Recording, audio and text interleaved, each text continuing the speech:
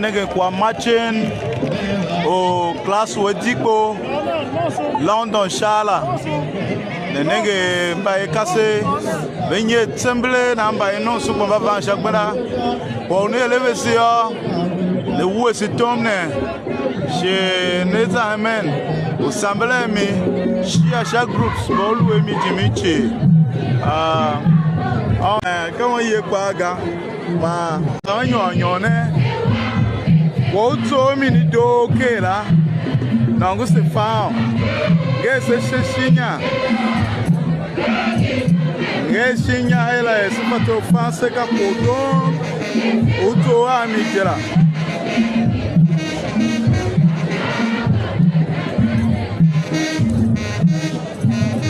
we nenge video ne ade tilene itega shia yi shacho wanmanu kan panana da nenge isana yo e we kwa isa we yo na kana ma ndo ka bilini ne mai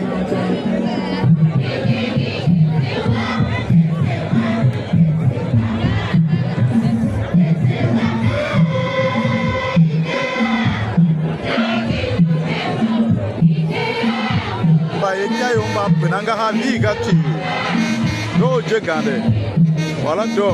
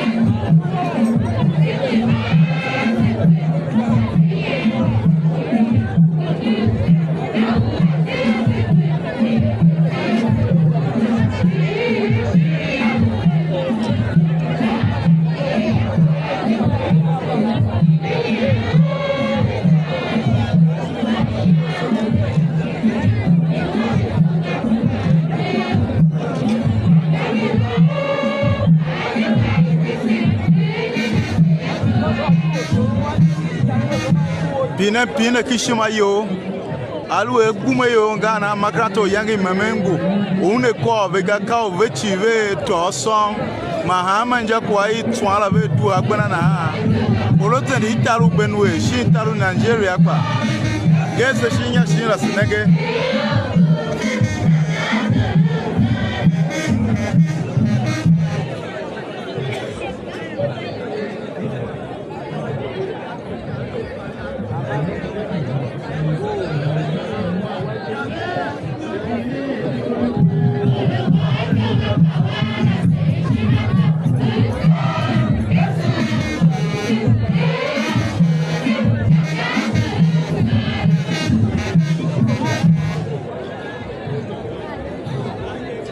Nemba elune njavole o wane kyo gala aondu une wakyo ka ko chala elo alon jela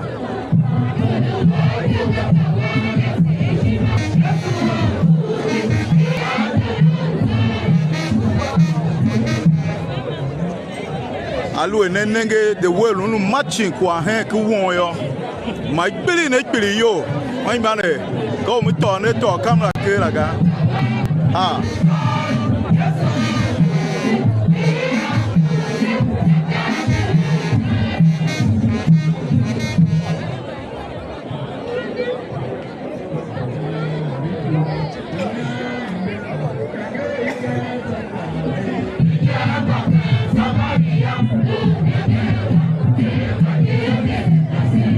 Adikpo va au bute kwa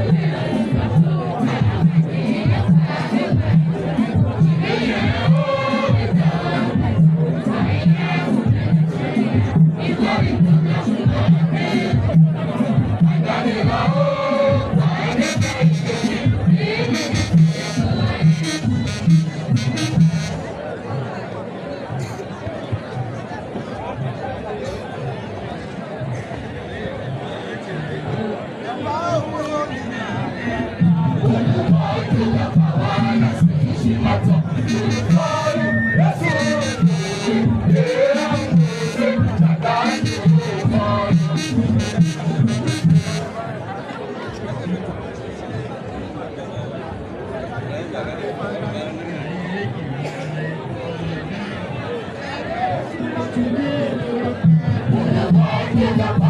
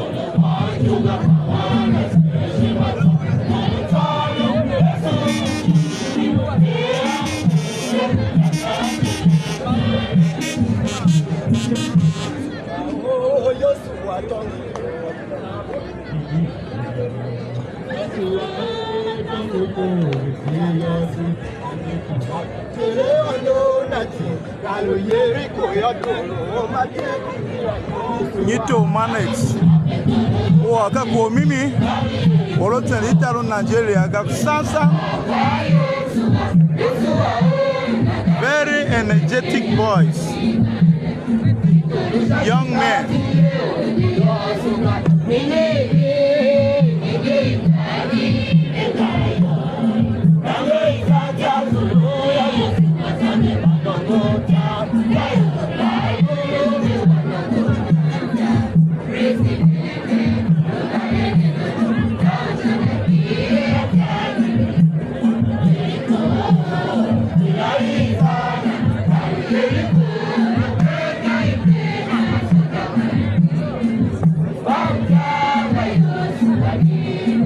Wodo bishia aguma yoro makai bebe gande ko Yesu la baile tom hem shakba shima bagane mba mabeka yebe gando numbene mba yela ban numbene mba ye do nege bishi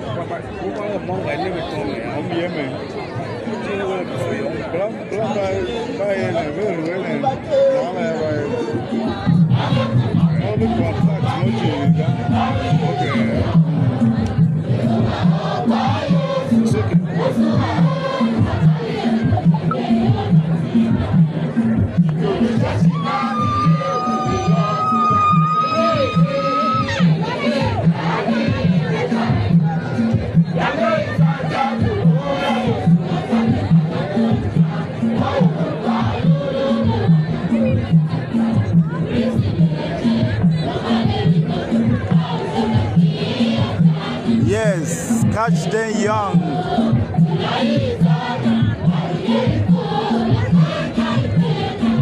I got Jessica. Thank you for coming.